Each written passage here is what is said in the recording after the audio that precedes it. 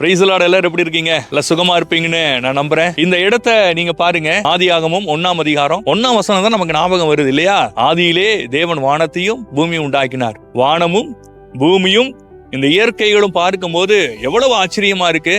இந்த இடத்துல நான் பார்க்கிறேன், மரங்கள் இருக்கிறது, செடி கொடிகள் இருக்கிறது.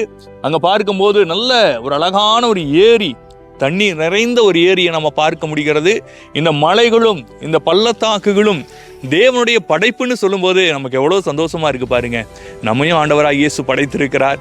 நாமும் இந்த படைப்புகள் கர்த்தருடையது என்பதை விசுவாசித்து இந்த படைப்புகளை எல்லாம் நினைத்து ஆண்டவருக்கு நாம் நன்றி சொல்லிக் கொண்டு இருக்கிறோம். நம் ஆண்டவர் நல்லவராய் இருக்கிறார், ஆதியும் அந்தமும் ஆனவர். அநேக காரியங்களை சோதரம் சகலத்தையும் படைத்த தேவன் நம்முடைய தேவன். அவரை ஆராதிப்போம், மகிழ்ச்சியோடு இருப்போம். கர்த்தர் நம்மை ஆசீர்வதிப்பாராக. Praise the Lord. ஆமென்.